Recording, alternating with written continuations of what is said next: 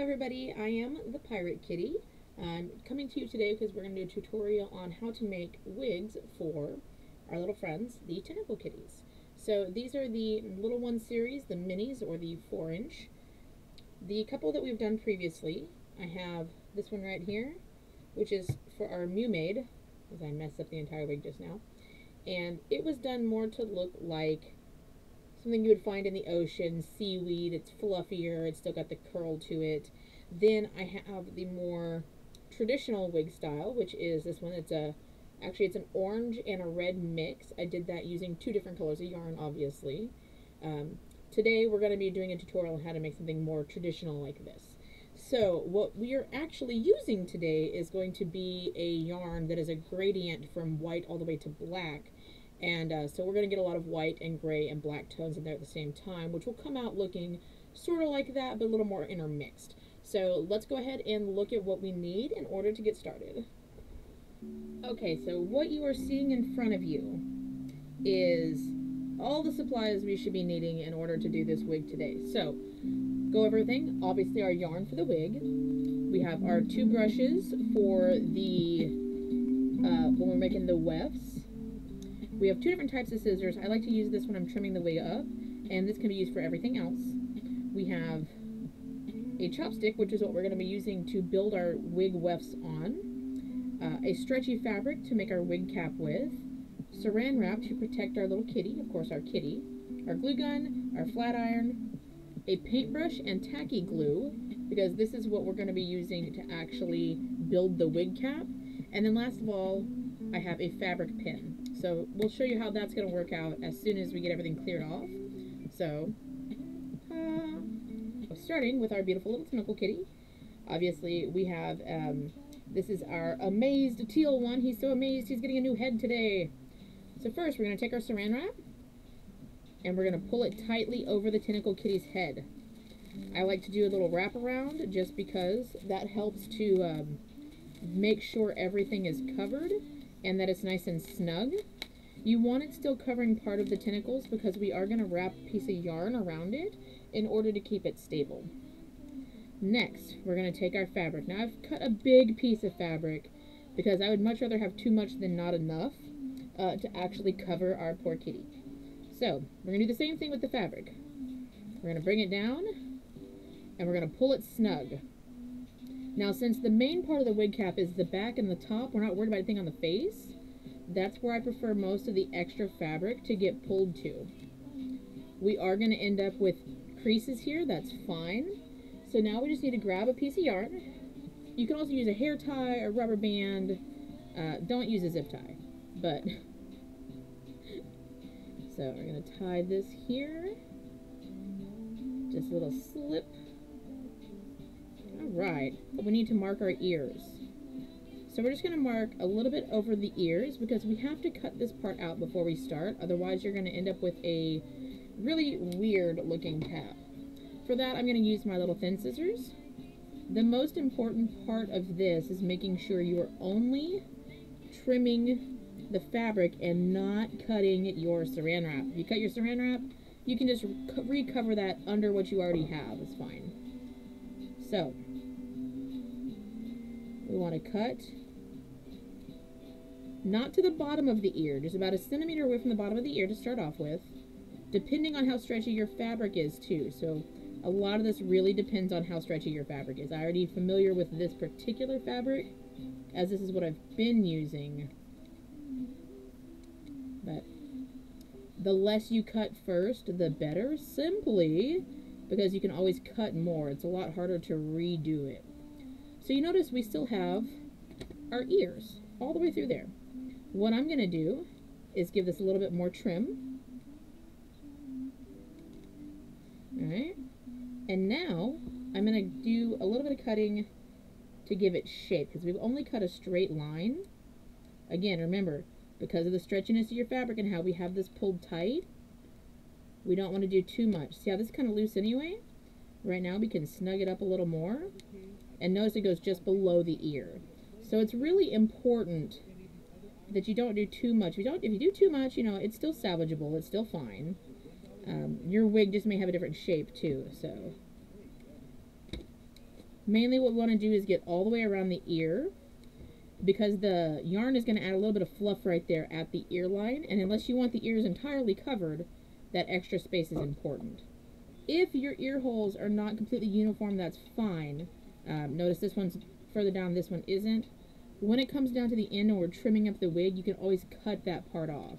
On a small mark right there. Alright. Now around the ears, we just want a little bit around the ears. We don't want a lot of wig going around the ears. It will need to go around it a little bit just because it's got to hold on somehow.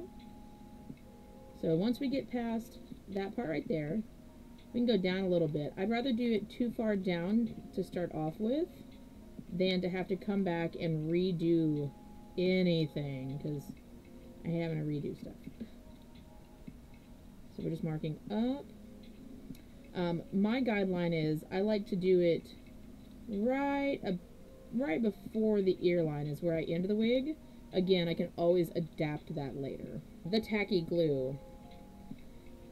There are multiple different ways to do this. My favorite is literally to slather it on. There's a reason we have a paintbrush. I usually do 2 layers of the glue. The first layer usually takes the longest to dry. So here I have my paintbrush. I'm going to go ahead and soften up my bristles a little bit. And you're just going to do that glue all over this cap. Just back here in the creases, you're going to get it all in those creases.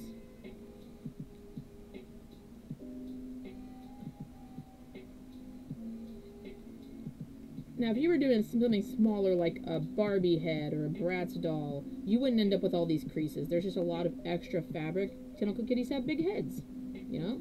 So, if you're doing something smaller, you definitely wouldn't have to worry so much about these creases. Also, if you have a stretchier fabric, then too, you might not have to worry about the creases. So don't mind that. I know how stretchy my fabric is. And that is how we do the basic of the wig cap. You notice everything is covered a little past the line in all places, but you can still kind of see the line. As this dries, it will become a little more transparent, so you'll be able to see that line better anyway, in case you were concerned about that. We are going to cut it twice this length plus a little bit extra. So now I have some cut out. What we're going to do is we are now going to take our chopstick. I also have a dowel rod that I use when I'm doing a lot at once. We're going to get that weft in the middle. We're going to wrap it around and do that, right? So we're going to do that with each piece. As you can see, we now have the beginning of our weft here.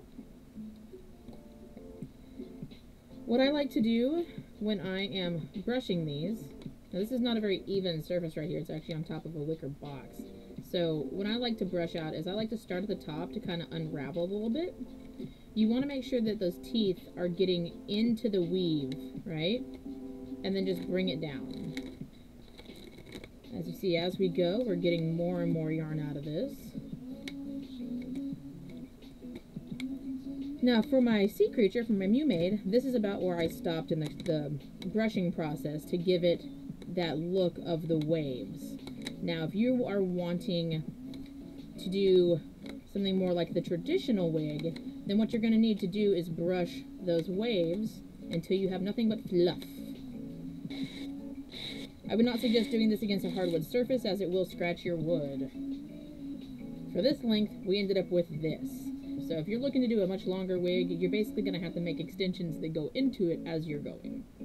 Now we have gotten to the point where it's time to straighten our wefts. So I've got my straightener here. We're just going to take the weft in there. I already did this part, didn't I?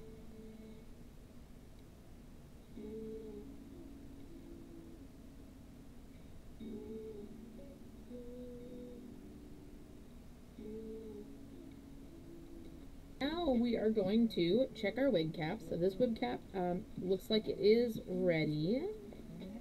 So we're going to unwrap our kitty cat here. Just peel the kitty out and put him aside. We're going to go ahead and remove the saran wrap. We need to actually trim up the wig itself into the shape we wanted. So we're going to trim along those lines we drew earlier. After that, we're going to be doing some trimming up and gluing while it is on the cat's head, so we're going to be very, very careful with that. So one thing that we will notice is the size of the ear holes here. So one thing we're actually going to do, also, I got a little too close to this, so we're going to trim it up from there. So we want this to come up a little bit, right? And then we're going to make this part a little bit more narrow. I'm still going to keep that blocked off right there, that square. You're actually going to cut this right here, and you're going to cut it right here. And the reason being is because we want this to shape more closely to the ears, so we're actually going to glue it over itself. So we're nice and snug there. One thing I'm noticing is it's a little too close to the back of the ears on this side for me. I'm going to go ahead and trim that up more. This is what I was saying about you can trim this down a little bit after it's already dried. I'm trimming off this excess that's going up. We have a nice solid fit to our wig cap here. Now you'll notice I have a bunch of wefts already here. Personally, I prefer to use 8 to 9 pieces of the yarn in a row for each weft. Because this is a wide section, I want to use one of my wider ones that I did. We're going to put it in place first. I think that one's going to be good. Alright, so we want to use a thin line of glue. Now because these are already glued together, and again I'm using a high temperature glue gun, I have to be careful not to melt the glue that's already on there and not to pull on it once that glue is in place. So again, I'm putting my finger under the edge of the wig cap to make sure we don't get any glue on our kitty cat. Once you get past the edges of the wig though, you're less likely to have that problem. Draw in where we want to see that part. Usually I do my sections going from under the ear, so just to where we glued that, right there, over, and then I'll do the same thing on the other side. And I try to use pieces that are the same length, so the same amount of yarn. So we got this. I'm just going to glue that there. Notice I'm not going to the very bottom of the wig cap either. That one looks good to me.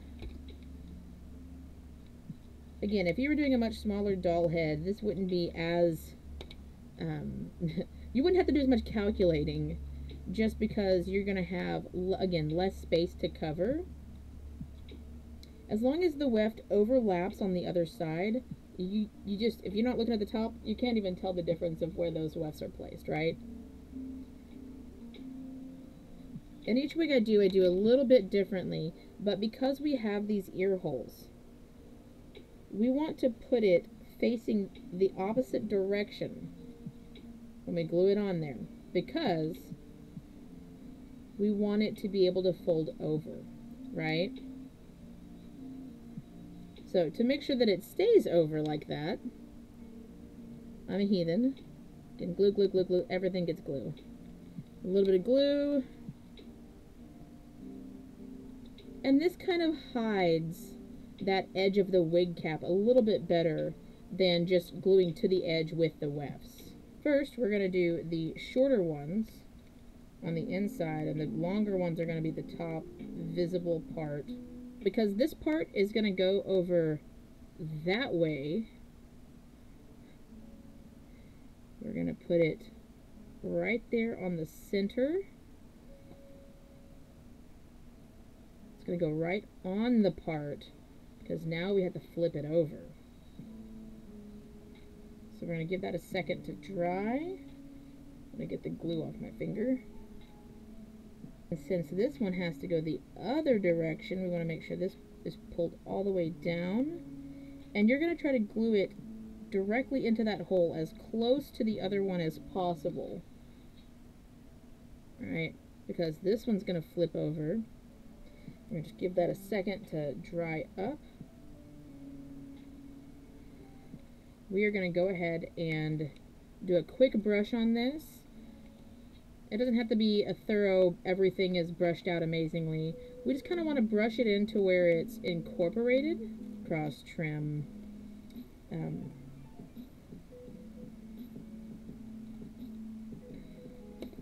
don't want it to be quite straight across. That's a little too much, but a little bit of a curve. And you can do this however you want. I mean, obviously it's your own wig, but this is just how I'm doing this particular one because of how I have it on the kitty cat's head. Let's see here.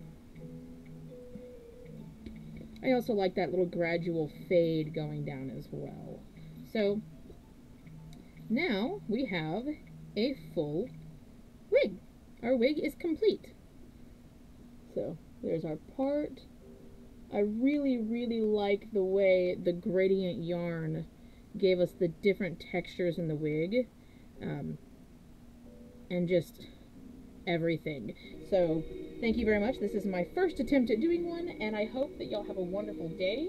Please feel free to show me your renditions of your wigs. Bye!